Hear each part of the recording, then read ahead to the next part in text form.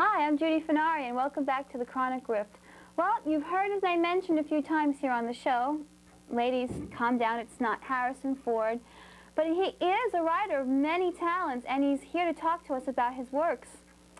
Yes, I'm talking about none other than Peter Davies, and he'll be joining us in a few minutes on our round table.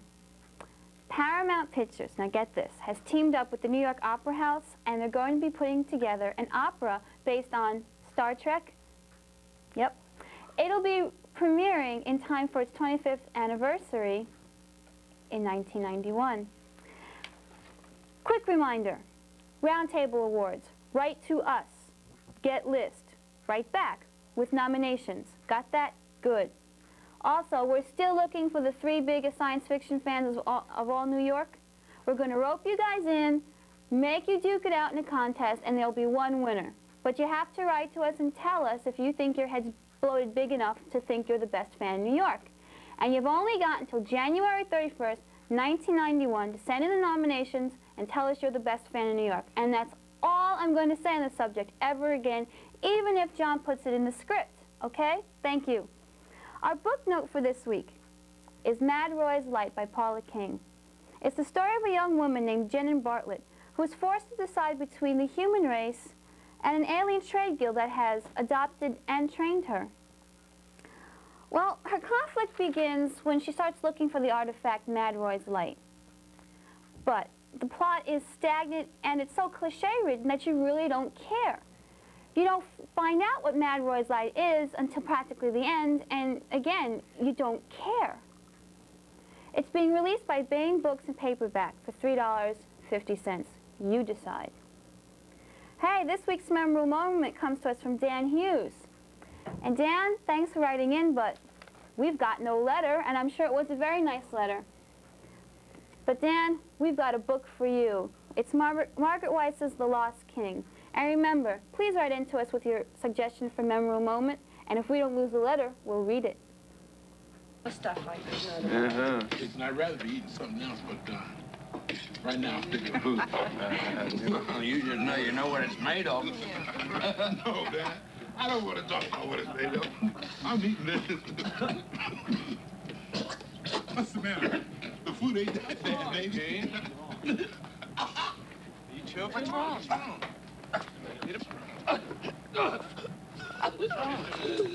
What? Hey, what's the matter?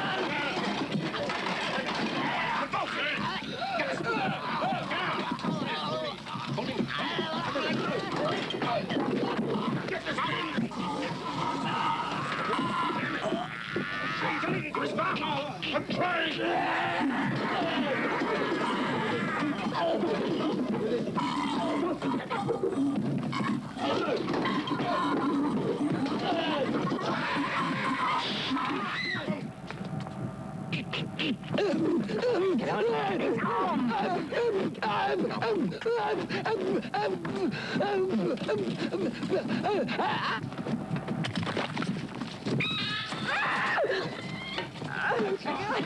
Oh, God!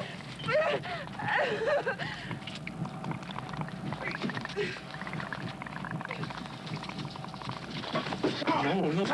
Don't touch it! Don't touch it!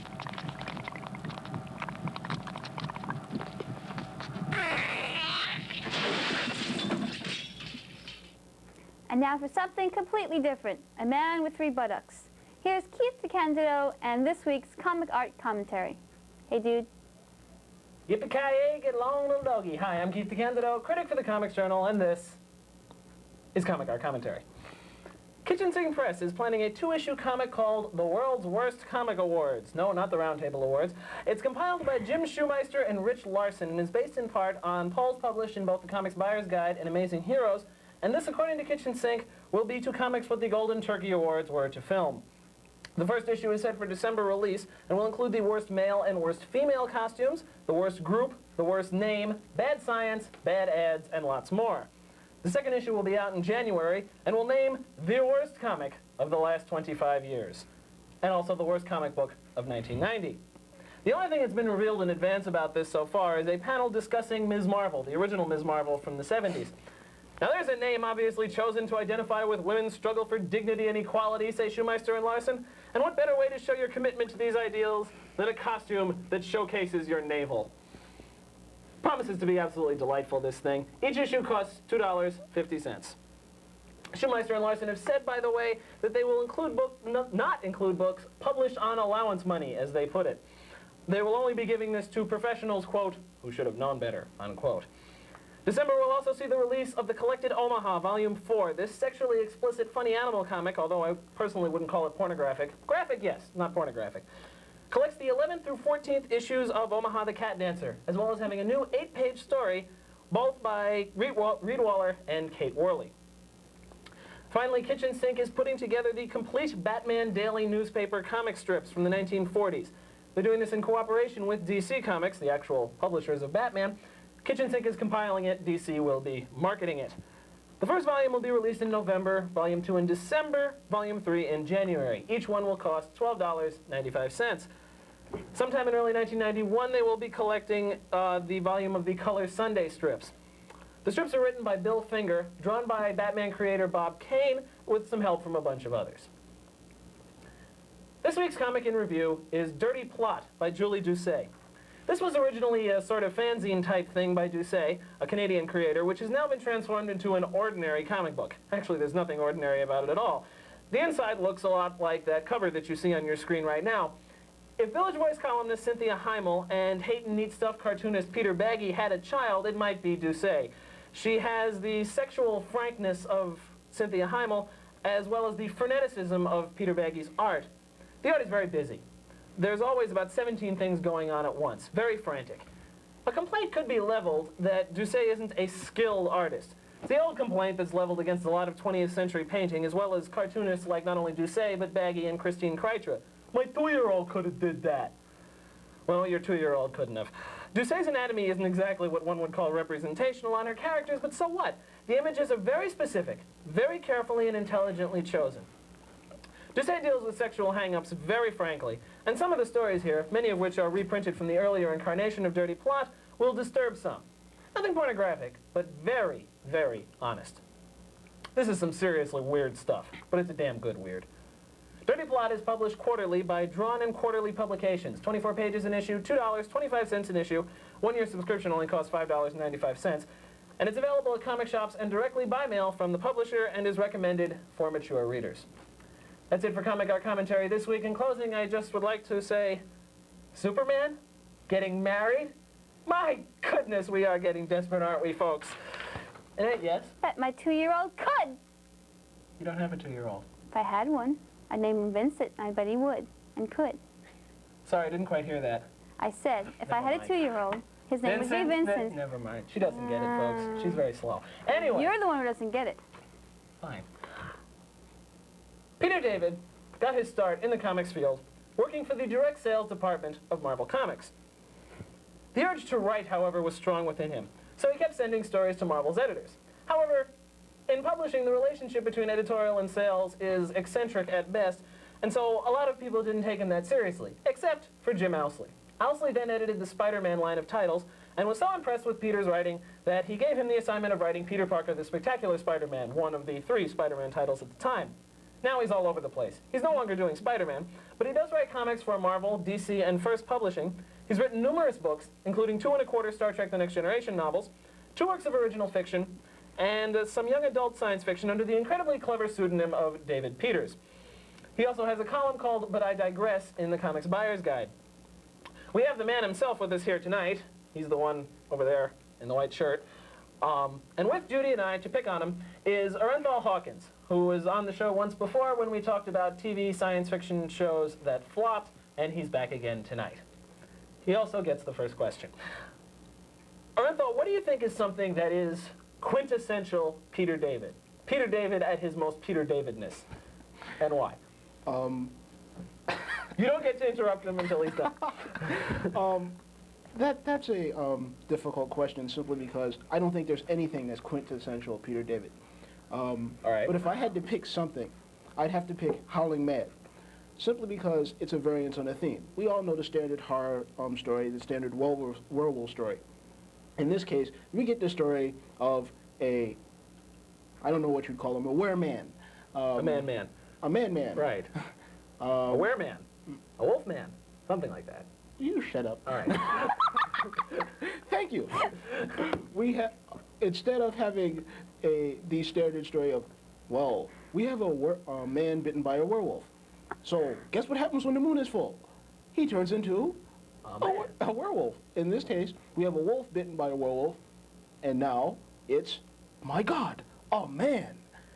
And in the middle of New York City, well, need I say more? How do you respond to this? Just the fact that this as a quintessential bit of your But when do you work, feel most like yourself? Yeah, sorry. No, I'd say that Hawk is essentially correct, that one of my favorite themes, not as if I came up with it, but one of the themes that I like to examine is to take the normal cliche, take the thing that everyone automatically assumes to be the way things are, and try and invert it or turn it on its ear, or in some way, shape, or form make sure that it's being done in a different manner. With Howling Mad, it was a case of inverting the werewolf legend, and when people read it, they would go, oh my God, I never thought of that. You know, what would happen if a wolf is bitten? Would he turn into a man? I guess the answer is, okay, he does. In that same book, I also try and trash the usual concept of vampires. Instead of having a vampire, I have a vampire character named Duncan. Instead of having him sleeping in a coffin, which I figured, I mean, you know, coffins cost money, you know. And instead of sleeping in a coffin and that kind of thing, Duncan is one of the homeless. That's why he's Duncan the homeless vampire. And he sleeps in a back alley, and he lines his sleeping bag with dirt, and when the sun comes up, he just kind of like zips it around himself. That way he's protected. And I did the exact same thing in another book of mine called Nightlife. A lot of people were bringing back King Arthur in various books, and every single book about King Arthur was a retelling of the old Arthur legend. And I thought, just what the world needs, another retelling of the old Arthur legend. Let's instead continue the legend and have King Arthur come back as he was predicted to do, and let's have him come back in modern day New York. That way I don't have to do research. That's why Stephen King's always setting his book up in Maine. Right, You know? yeah. Stephen King could be sitting there going, it was dark and dreary and there was a mushed muskrat on the road. You know, it's nice and You look simple. out your window, there's your research. Right. Exactly. It's nice and simple. I heard that, is there truth to the rumor that they might be turning Howling Mad into a movie? We are pretty much this close to selling an option on the book. It doesn't mean that you then line up at the theater going, hi, when is Howling Mad opening?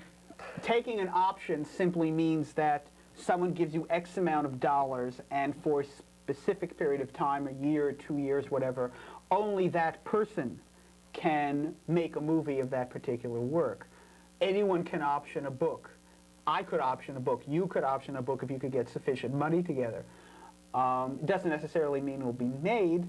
I am hoping that it gets done. I would love to see it get done. The thing that's particularly attractive about this option deal is that I would be writing the script.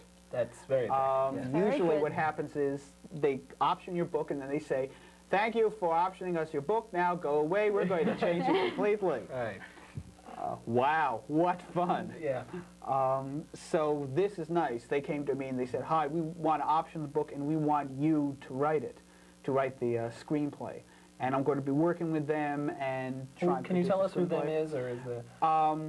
I don't want to mention names at this point, Okay. specifically because I'm always afraid that I'll jinx it. Ah! So let's find out first whether the whole thing goes together, and then I'll come back on the show and Right. I just walk in and say like, hi, it was so-and-so, and then I'll leave again. Okay. Sounds good. Come back on the Christmas special. That's true. Well, let me turn this around 180 degrees back to the variations on the theme, changing the cliche. One of the things I most enjoy about Peter's work is these various twists and turns. And one of the best works is The Incredible Hulk. For example, you have Banner. This man has multiple personalities. No one has ever thought of Banner as Dr. Bruce Banner as having multiple personalities. You don't just have Bruce Banner and the green Hulk smash, bah, Hulk hate puny humans Hulk. You now have the Gray Hulk, a rather interesting character with a sense of humor, some intelligence, but a dark edge to him. And each of these is a segment of Banner's personality because Banner was an abused child. And that's not something we think about all the time. Something nobody thought about for 25 years as Yes, they were writing the Hulk. no, there I have to correct you. I definitely have to give credit where credit is due. I mean, people always come to me and they say, like, how did you come up with that Banner's a multiple personality? How did you come up with the Gray Hulk? The Gray Hulk, the idea of turning him back to gray came from Bob Harris and Al Milgrom. So when people say, why did you turn the Hulk gray? I say, I didn't. He was there when I got there. By the same token, the aspects of Bruce Banner being a multiple personality, that was all set up, the groundwork was all laid by Bill Mantlo, and I always want to be very clear about that.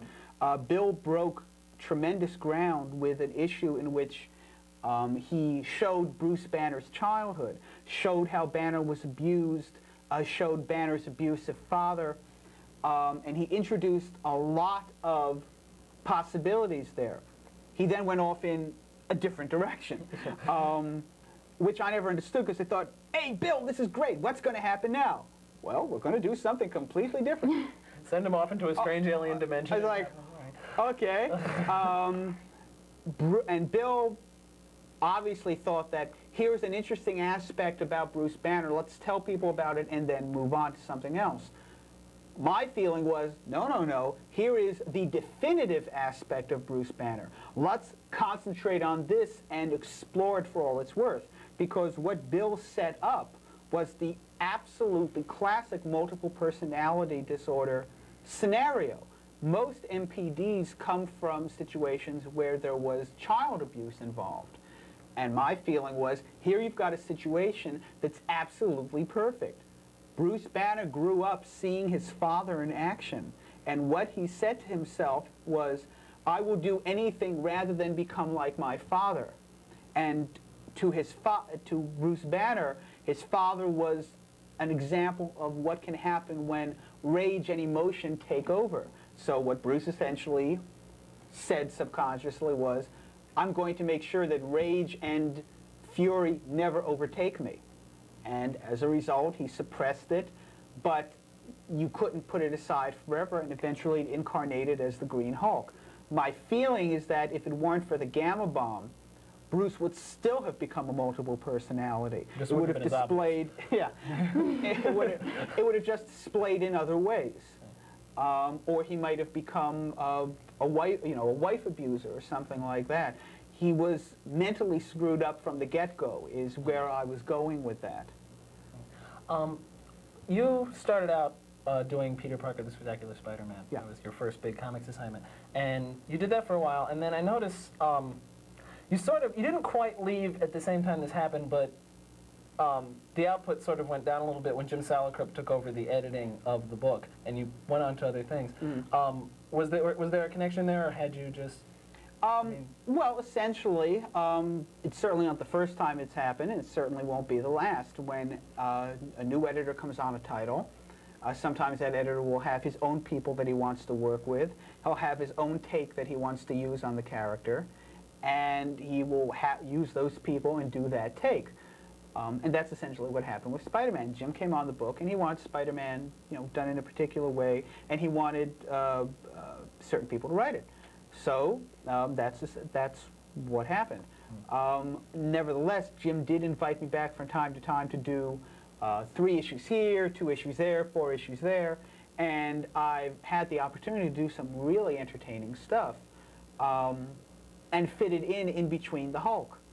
Truth be known, I doubt if I would have had the time to take on a monthly Spider-Man book, because I'm doing 3 monthly books as it is now. I'm doing Trek, I'm doing Hulk, I'm doing Dregstar, although that's being cut back, but I have novels in the hopper, all that kind of thing. If Jim called me up tomorrow and said, hey, I'd really like you to do a Spider-Man book on a monthly basis, first thing I say is, well, Jim, it's Saturday, why are you calling me?